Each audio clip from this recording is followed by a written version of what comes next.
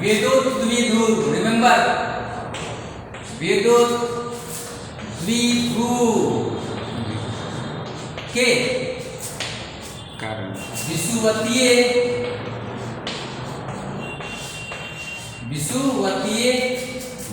तल पर स्थित विद्युत क्षेत्र बिंदु पर विद्युत क्षेत्र का मान ज्ञात करें। बस समझ में आई बात को। अब इसी को हम लोग लिख सकते हैं to find electric field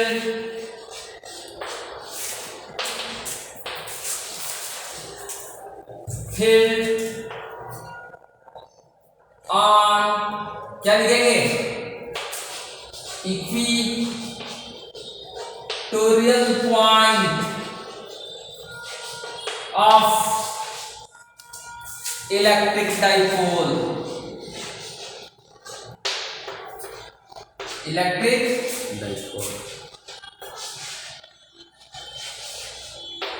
dipole. Clear हो गया ये?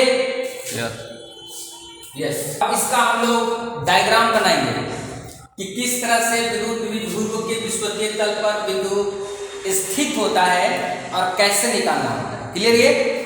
तो अब यहाँ पे देखो, ये जो मैंने आपको पहले बताया विद्युत द्विध्रुव का डायग्राम बनाने का तरीका, थोड़ा बड़ा बना लेते हैं। ये मान लो ये पॉइंट बी और इसमें स्थित कौन सा है, प्लस क्यू, और यहाँ पे कौन सा है, माइनस क्यू। ध्यान दो। और यहाँ पे सेंटर क्या हो जाएगा वो, और ये बीच की दूरी कितनी हो जाएगी, ये 2a। Plus Q minus Q के बीच की दूरी 2a बोलो, या विद्युत द्विध्रुव की लंबाई 2a बोलो। बात क्या है, बराबर। अब यहाँ पे देखिए, इससे इक्वेटोरियल पॉइंट किसको बोलेंगे, तो सेंटर से अभिलंबवत ऊपर जो पॉइंट हो बिंदु, इस बिंदु को हम लोग यहाँ पे बिंदु क्या मान लिया, P। और ये ध्यान रहे आपका कि इसकी जो दिशा होगी, इसकी दिशा डाइपोल मोमेंट, इसकी डाइपोल मोमेंट की इसकी दिशा होगी माइनस क्यू से प्लस क्यू की ओर। ये P अलग है और ये P अलग है। ये P एक बिंदु है और ये P जो है विद्युत द्विध्रुव आघूर्ण का क्या है, वो डायरेक्शन दिखा रहा है, और P बिंदु जो है उसका निरूपित करते हैं, विद्युत द्विध्रुव आघूर्ण को निरूपित करते हैं, वो दिखा रहे हैं। अब ध्यान देना है यहाँ पे। अब ये वाला देखो, ये प्लस क्यू है और यहाँ पे परीक्षण आवेश प्लस रहता ही है, तो एक दूसरे से क्या करेगा, प्रतिकर्षण करेगा। तो इसको हम थोड़ा मिटाएं। अब देखो कैसे प्रतिकर्षण करता है, ध्यान दें। तो यहां से ये वाला लाइन इस तरह से, ध्यान देना, यहाँ ये लाइन ऐसे प्रतिकर्षण करेगी। दिक्कत है क्या समझने में? क्यों ये वाला दिखा रहे हैं हम, क्योंकि ये प्लस है, यहाँ पे भी प्लस होता है इसलिए। तो अब यहाँ पे हम लोग लिख सकते हैं क्या, E प्लस क्यू के कारण, बात समझ में आ रहा है, बिंदु P पर प्लस क्यू के कारण विद्युत क्षेत्र E प्लस क्यू होगा और दिशा इधर जाएगा। अब यहाँ पे देखो, यहाँ बिंदु क्या है, P। अब P बिंदु है, ध्यान दो, यहाँ पे P बिंदु है, तो P बिंदु से ये, अभी थोड़ा फिगर अच्छा नहीं बन रहा था इसलिए मैंने ऐसा किया। अब यहाँ पे देखो ऐसे खींचे, क्लियर हो गया ये, और ये वाला तो बिंदु इस तरह से रहेगा, क्लियर हो गया। अब फिगर सही है। यहाँ पे प्लस क्यू मौजूद है पहले से, परीक्षण आवेश, और यहाँ माइनस क्यू, इसलिए इसकी दिशा किधर होगी, यहाँ पे देखो E माइनस क्यू होगा या नहीं, किसी को दिक्कत समझने में? अब यहाँ पे देखो, ध्यान दो, इधर से इधर इसको लाइन को ड्रॉ करेंगे, सीधा लाइन, ये वाला। कारण मैं आपको बताता हूं। और इसके समांतर एक लाइन इधर खींचेंगे, इधर इधर मैंने एक लाइन खींचा, कोई दिक्कत समझने में? अब यहां पे देखो, ध्यान देना, एक लाइन मैंने इधर खींचा, तो आप यहां पे ये देख रहे हो कि ये एंगल कितना है आपका? 60। ये एंगल थीटा मान लिया, ये एंगल यहां पे क्या मान लिया? थीटा। यस, क्या इसको पूरा कंप्लीट लिख ले। माना कि इसका आंसर लिख रहा हूं, किसका आंसर था ये? अभी जो क्वेश्चंस मैंने बताया, माना कि वेदोत द्विध्रुव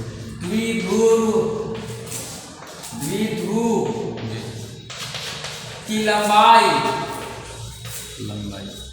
2a है, 2a और केंद्र बिंदु O है। जी। क्लियर है ये? अब यहां पे देखो, P बराबर कौन बिंदु है ये? कौन बिंदु? -q से प्लस विषुवतीय बिंदु है, जिसको निरक्षीय बिंदु भी बोल सकते हैं। यहाँ पे जो लिखा है वही पे लिखें। तो बिंदु कौन सा है? बिंदु P जो है, ये क्या लिखोगे इसको? विषुवतीय बिंदु है, विषुवतीय तल पर स्थित है, जो विद्युत द्विध्रुव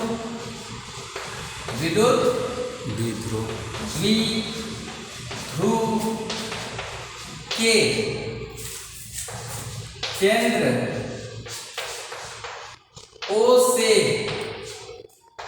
R दूरी पर स्थित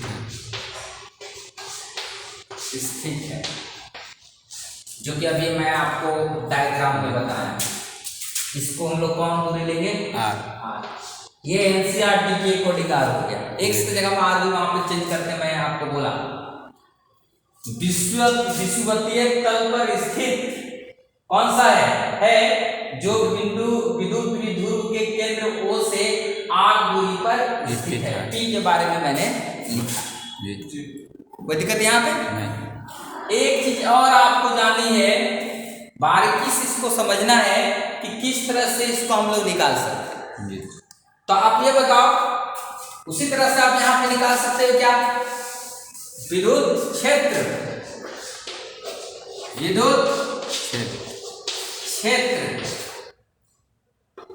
P पर +q आवेश के कारण, ध्यान दो। तो फिर उसी तरह से E + q देख रहे हो, इक्वल टू 1/4πε0 गुना q बाय r² होगा। तो ध्यान दो, A और B की दूरी कितनी है? 2a। इसका मतलब ये होगा ये और ये होगा ये, क्योंकि O केंद्र है ये B का और AB की लंबाई 2a, इसलिए केंद्र O हो जाएगा, तो 2a AA में बढ़ जाएगा।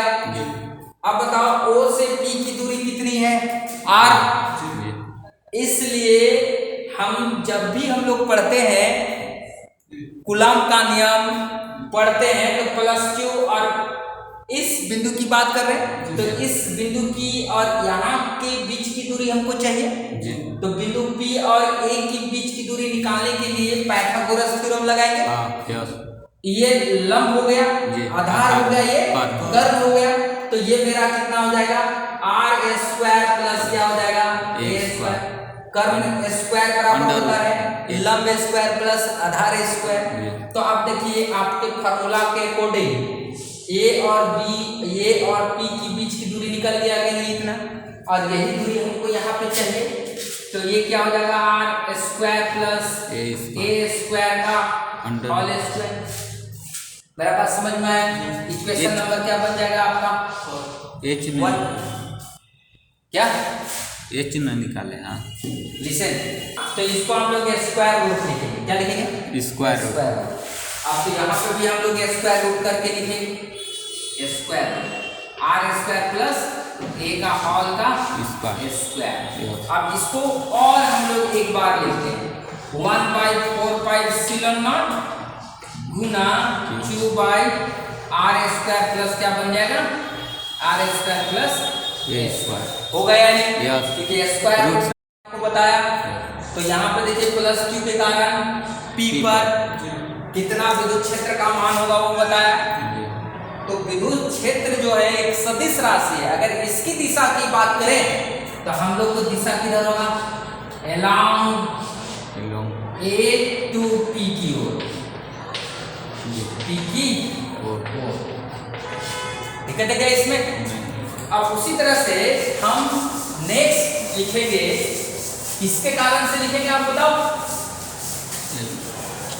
बी के कारण विद्युत क्षेत्र, यस माइनस विद्युत क्षेत्र P पर माइनस क्यू आवेश के कारण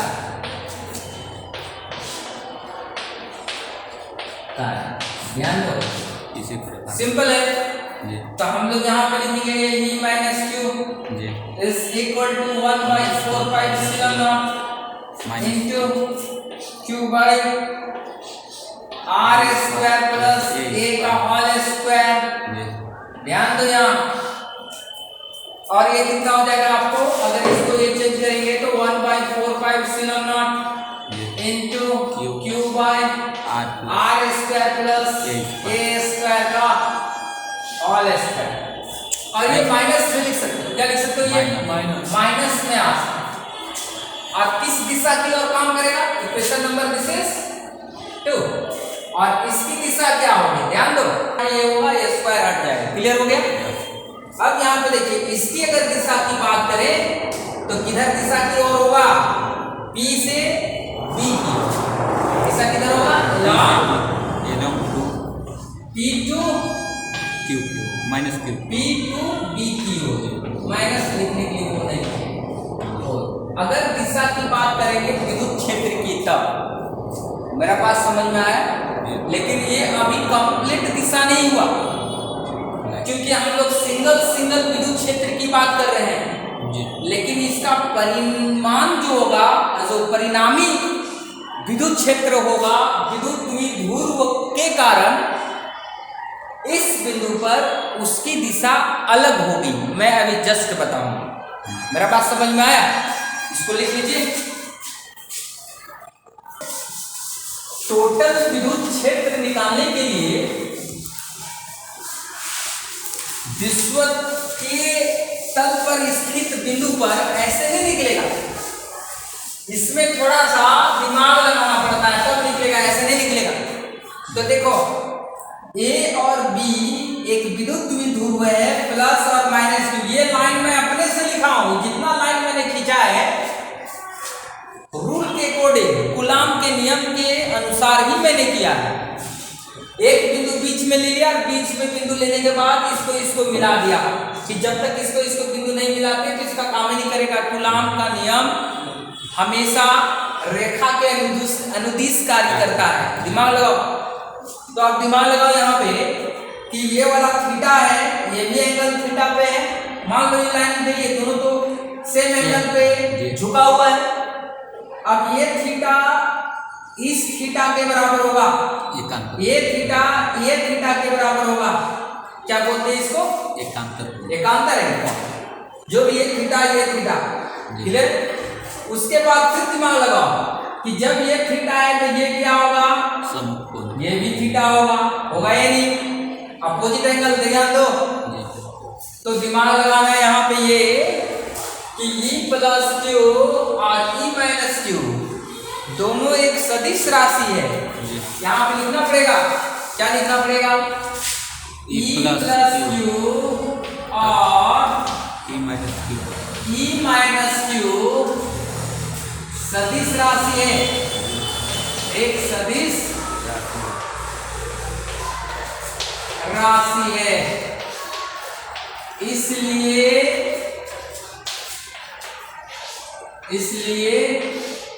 ये दोनों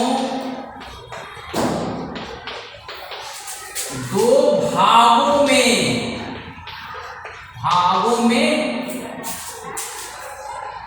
विभक्त होगा। कैसे कैसे होगा जी? आपने पढ़ा है सदिश चैप्टर क्लास 11 में। जब भी कोई सदिश क्वांटिटी है, कोई एंगल बना रही है, तो ये दो भागों में कैसे विभक्त होगा मैं आपको भी बता रहा हूं।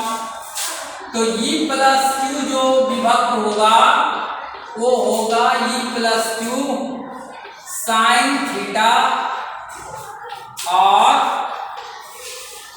E plus Q cos theta. मैं बताऊंगा कैसे। और E माइनस क्यू जो विभक्त होगा E minus Q sine theta और E minus Q cos theta. Clear, समझ में आ रही बात? तो यहाँ पे दिमाग लगाना पड़ेगा। देखो यहाँ पे E plus Q cos theta, E plus Q और E माइनस क्यू थीटा इस लाइन से बना रहा है कि नहीं? बना रहा है लाइन से। और इसी लाइन में बिंदु P भी स्थित है। तो आप ये बताओ कि वेक्टर के नियम के अनुसार, सदिश के त्रिभुजीय नियम या पैरेललोग्राम के अनुसार यहाँ पे देखो दो भागों में बटेगा, तो इधर होगा क्या होगा? यहाँ पे E plus Q cos theta इधर होगा, क्यों होगा इधर? क्योंकि थीटा कोण इधर बन रहा है। और इधर होगा E plus Q sine theta. Sine theta इस लाइन में, कॉस थीटा इस लाइन में। उसी तरह से ये देखो E माइनस क्यू थीटा बना रहा है इधर, तो इधर होगा, इसको एक और यहाँ पे सिंबल देंगे E minus Q cos theta. और यहाँ पे जो होगा ये वाला जो लाइन होगा ये टोटल विद्युत क्षेत्र होगा। तो एक लाइन में दो विद्युत क्षेत्र आया, E plus Q cos theta, और एक आया E minus Q cos theta. और यहाँ पे जब कॉस थीटा आया तो इस लाइन में क्या आ जाएगा? E माइनस क्यू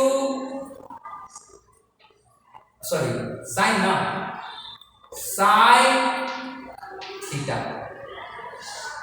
दिमाग लगाओ, इस लाइन में E माइनस क्यू के कारण E minus Q sine theta हुआ और यहाँ पे E minus Q cos theta हुआ। इसके कारण E प्लस क्यू के कारण E plus Q cos theta इस लाइन में, और इस लाइन में हुआ E plus Q sine theta.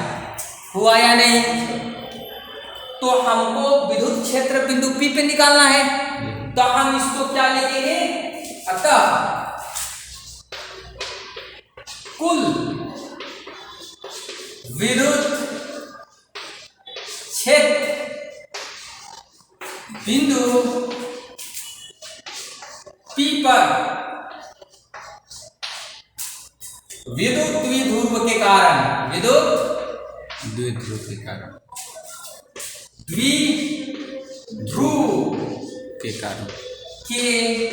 कारण ध्यान देना।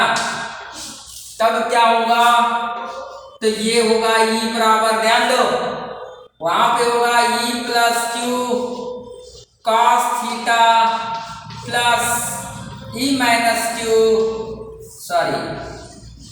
कॉस थीटा, क्योंकि दो चीजें एक ही लाइन में जा रही है, E plus Q cos theta और E minus Q cos theta जा रहा है कि नहीं सेम लाइन में।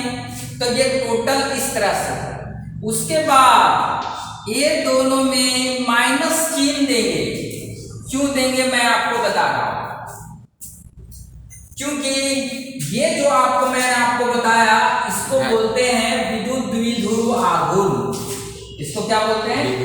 विद्युत द्विध्रुव आघूर्ण। अब देखो विद्युत द्विध्रुव आघूर्ण कौन है? ये पी वेक्टर। अब बताओ कि ये किधर आ रहा है? बाएं तरफ, सॉरी दाहिने तरफ, राइट। लेकिन इसकी दिशा किधर है? माइनस क्यू से प्लस क्यू की ओर।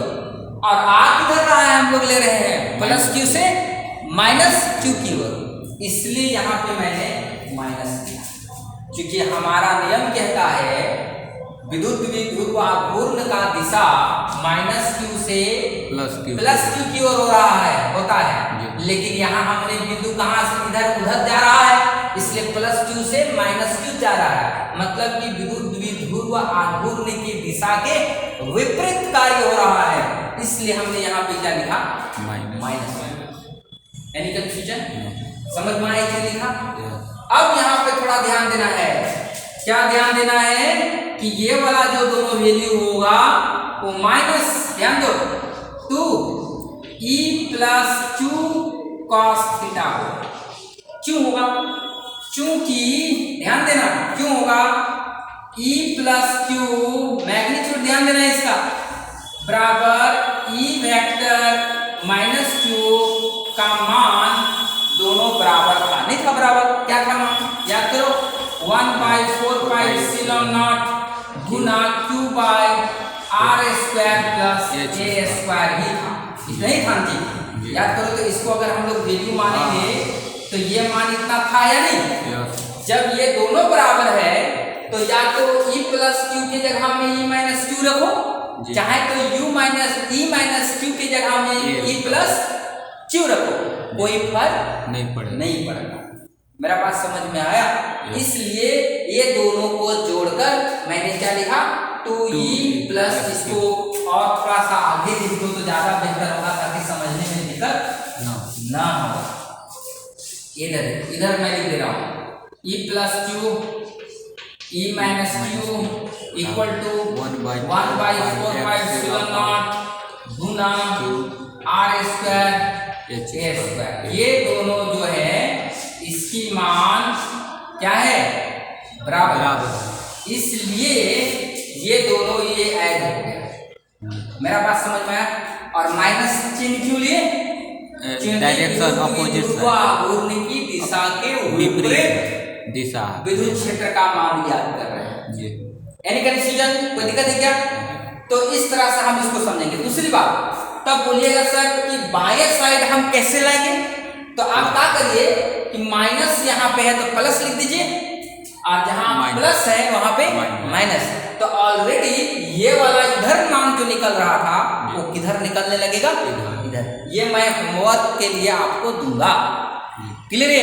Yes, right on.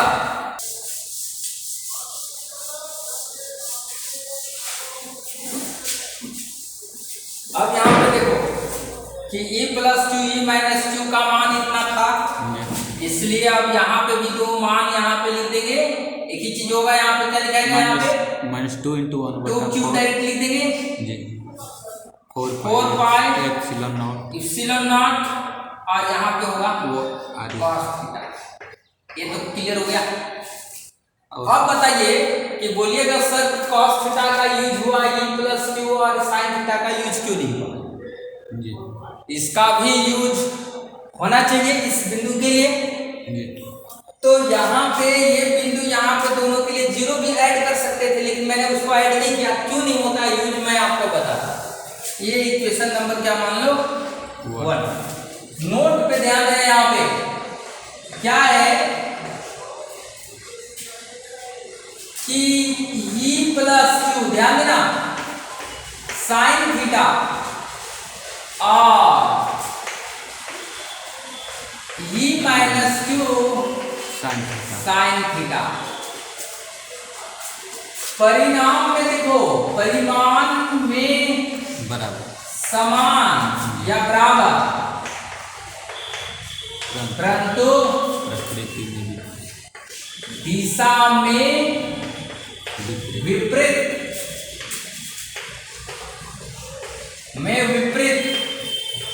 है। इसलिए एक दूसरे को निरस्त करती है, निरस्त करती है। बात समझ में आया? एक दूसरे को क्या करता है? निरस्त करता है। निरस्त का मतलब हटा देना, रिमूव कर देना, या जीरो हो जाना, या शून्य हो जाना। बात समझ में आया? इतना लिखने का कारण क्या है? क्योंकि इसका मान दोनों बराबर है, और एक इधर जा रहा है, एक इधर जा रहा है, इसलिए P बिंदु पर इसका मान 0 हो जाएगा। मेरा बात समझ में आ रहा है? अब यहाँ पे देखिए, इतना होने के बाद तो सिर्फ मेरा पास वैल्यू कितना बचता है? इतना ही बचता है। A is equal to -2q 4 pi epsilon naught, और यहाँ पे क्या था? cos theta. 2q by 4 pi epsilon naught cos theta by r square plus a square. कहाँ से आया? इक्वेशन नंबर 1 से। तो r स्क्वायर प्लस यहाँ पे ध्यान दोगे और a स्क्वायर। क्लियर हो गई? अब cos थीटा को चेंज करेंगे। क्या करेंगे? चेंज करेंगे। अब कैसे चेंज करेंगे मैं आपको बताता हूं। तो अब यहाँ पे देखो, cos थीटा का मान रखने की कोशिश करेंगे। 4 pi epsilon naught 1 by r square plus a square. अब देखो cos थीटा का मान कैसे निकालेंगे? ध्यान देना, किसी भी तरीके से निकाल। cos थीटा का फार्मूला क्या होता है? आधार, कर्ण और लंब के रूप में। तो ये वाला तो लंब हो गया, बात समझ में आ रहा है? ये हो गया आधार और ये हो गया कर्ण। तो फार्मूला होता है cos थीटा का बराबर में आधार बटा कर्ण, मतलब b बाय h। तो b a हो गया और h a हो गया। तो b हो गया a और h हो गया आपका कौन सा? r square plus a square under root में। तो कौन सा त्रिभुज मैंने लिया? यहाँ पे मैं ब्रैकेट में लिख देता हूँ ताकि आपको समझ में आए। त्रिभुज कोई भी ले लो, ये OP ले लेंगे और इसमें cos थीटा निकालेंगे। तो फार्मूला होता है b बाय h, और b का मान आपको क्या है? ये, और h का मान है r square plus a square. कहाँ से निकला? समझ में आ गया? यही मान मैंने यहाँ रखा है, कोई दिक्कत इसमें नहीं। अब देखिए, इसके बाद -2qa लिख सकते हैं कि ये वाला। अब यहाँ पे आ गया 4 पाई एप्सिलॉन नॉट। उसके बाद देखिए r square a square r square plus a square, इसको जब जोड़िएगा तो हो जाएगा r स्क्वायर a स्क्वायर और पावर में 3/2। क्यों हुआ 3/2? तो उसको भी तुम लोग देखो। यहाँ पे देखो r square plus a square का पावर 1 है, और r square plus a square का पावर 1/2 है। तो बताइए ये सेम हो गया, इसलिए r square plus a square और 1 प्लस 1/2। ये मैथ का नियम है, एलसीएम लो तो आपको 3/2 आएगा। बात समझ में आ गया क्यों लिए ऐसा? तो इस तरह से आप इसको उतार। जो वैल्यू हो गया 2qa, इतना वैल्यू था। अब इसको मैं इधर लिख रहा हूँ। अब E इक्वल टू कितना हो जाएगा? अब 2qa का मान कितना हो जाएगा? P, बोलो P 4 पाई एप्सिलॉन नॉट, और ये हो जाएगा 1 by r square plus a square 3/2, और यहाँ पे P देना। अब यहाँ पे देखो, इसको लिख सकते हैं r very very greater than a, इसलिए a को क्या कर देना है? 0 हटा देना। बात समझे? तो जब हट गया तो क्या बच जाएगा? -p by 4 pi epsilon naught गुना 1 बाय r का पावर q बन जाएगा। क्यों? क्योंकि आपको यहाँ पे देखो r स्क्वायर, ये 0 हो जाएगा। तो 0 हो जाने के बाद आपको 3/2 कैंसिल, तो आपके पास क्या बचता है? p by 4 pi epsilon naught, ये हो जाएगा 1/r में r। यही आपका आंसर होगा।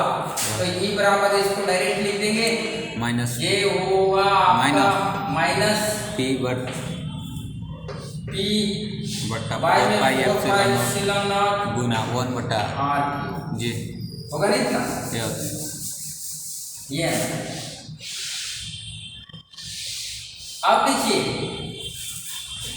इतना होने के बाद अब हमारे पास एक नया नियम आएगा, या एक न्यू थिंग्स निकल कर आएगा, नया चीज निकल कर आएगा। क्यों?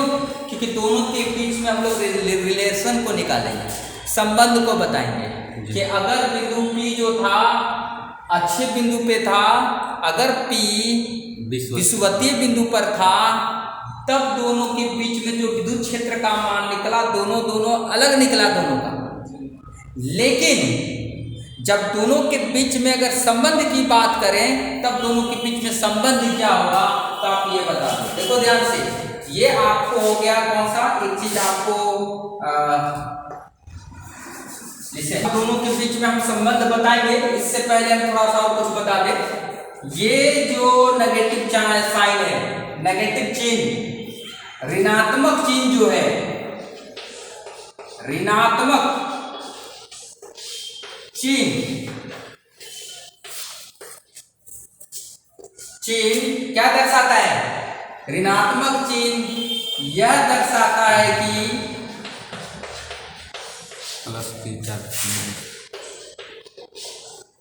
यह दर्शाता है कि विद्युत द्विध्रुव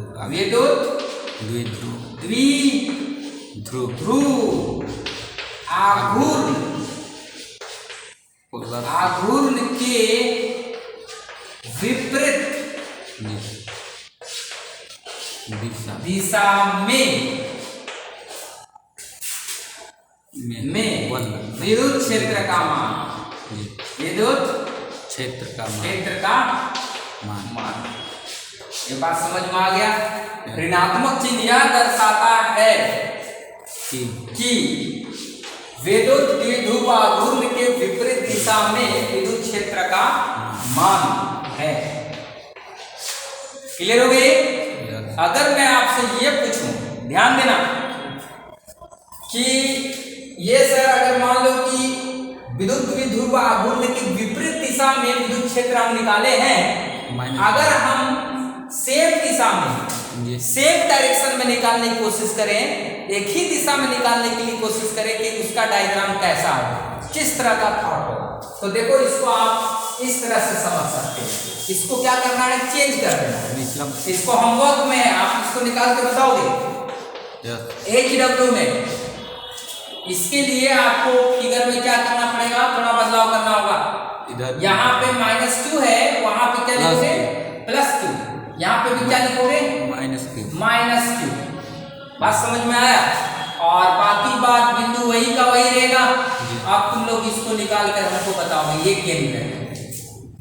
जब इसका अगर हम बिंदु निकालने की कोशिश करेंगे, इस डायग्राम से निकालने की कोशिश करेंगे, तब यहाँ पे जो माइनस आ रहा था वो ना आकर अब क्या आएगा? प्लस आएगा। बात समझ में आया? इसलिए यह ध्यान रहे कि अगर कोई बच्चा प्लस वाला निकाला है और माइनस वाला निकाला है तो कैसे निकालना है, फिगर के जरिए आपको क्या करना पड़ेगा? बताना पड़ेगा। अब मैं दोनों के बीच में संबंध को भी आपको क्या करूंगा? बताऊंगा। अब देखो इसको क्या है, लिख लीजिए। द्विध्रुव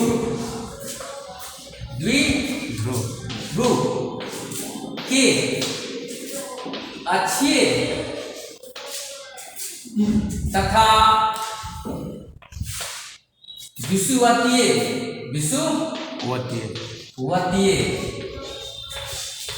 बिंदु पर विद्युत क्षेत्र का मान के बीच संबंध। देखो क्या है, अभी आपने देखा कि अभी आपने जो अच्छे बिंदु के लिए निकाला, किसके लिए? एक्सियल के लिए। वो कितना निकला था? तो वो निकला था 2।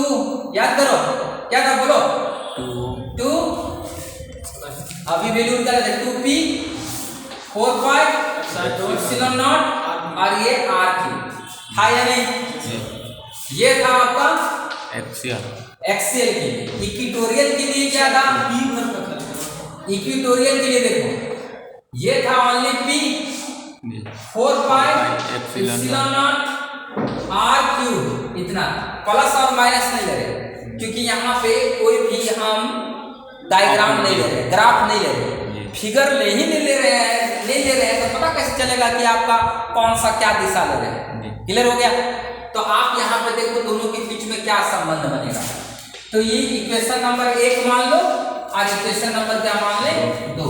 अब दोनों के बीच देखो ध्यान से, ई एक्सियल बराबर, ध्यान दो, ये इसका मान इक्वेशन 1 में ध्यान दो, इक्वेशन 1 में p/4 pi epsilon not epsilon not r cube, p/4 pi epsilon not r cube, इसका मान है इक्वेटोरियल का। तो हम इसको लिख सकते हैं कि नहीं? बात समझ में आया? तो दोनों का मान में आपने क्या देखा, एक्सियल जो होता है, एक्सियल बिंदु पर विद्युत क्षेत्र का मान विद्युत द्विध्रुव के लिए इक्वेटोरियल पॉइंट पे जो मिलता है, विषुवतीय बिंदु पर जो विद्युत क्षेत्र का मान निकलता है उसका दुगना होता है। Any confusion? यस।